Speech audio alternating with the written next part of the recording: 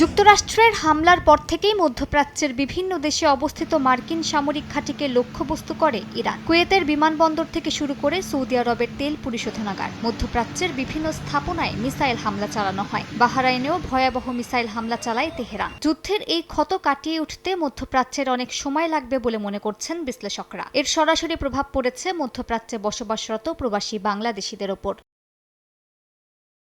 মধ্যপ্রাচ্যের হামলায় বেশ কয়েকজন বাংলাদেশি নিহত হয়েছেন। ইরানের হামলায় সৌদি আরবে ৩ জন, বাহরাইনে ১ জন আর সংযুক্ত আরব আমিরাতে ২ জন বাংলাদেশি নিহত হয়েছেন বলে জানা গেছে। নিরাপত্তা পরিস্থিতির কারণে সাময়িকভাবে নিজেদের আকাশসীমা বন্ধ রেখেছে কুয়েত সরকার। আংশিক বন্ধ ছিল সৌদি আরব ও সংযুক্ত আরব আমিরাতের আকাশসীমাও। এতে বাংলাদেশ সহ বিভিন্ন দেশে সরাসরি বিমান চলাচল বন্ধ হয়ে গেছে। দেশে ফিরতে না পেরে বিপাকে পড়েছেন অনেক প্রবাসী। আমরা চাই সবসময় যুদ্ধটা বন্ধ থাকুক। পরবর্তীতে আমাদের মনে করেন না, মধ্যপ্রাচ্যে যারা চাকরি করি তারা এখন দেশে যাওয়ার জন্য খুব সমস্যা হচ্ছে। তারপরে বিভিন্ন বিমান বন্ধ থাকার কারণে আমাদের ভোগান্তিতে আমরা সবসময় আছি। ৪০ দিনের ইরান যুক্তরাষ্ট্রের এই যুদ্ধবিরতি যেন স্থায়ী হয় সেই প্রত্যাশাই করছেন প্রবাসী বাংলাদেশিরা। বর্তমান অবস্থা কিছুটা স্বস্তি দিলেও বিরাজ করছে পুনরায় যুদ্ধ শুরু হওয়ার শঙ্কা।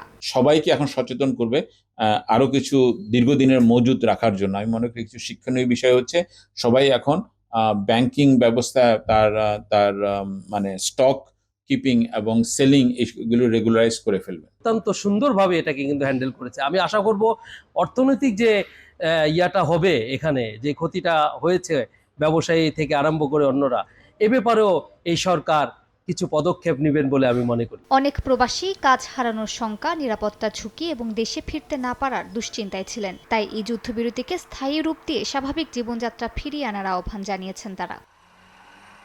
মালিহা সুহরওয়ার্দী, সময় সংবাদ।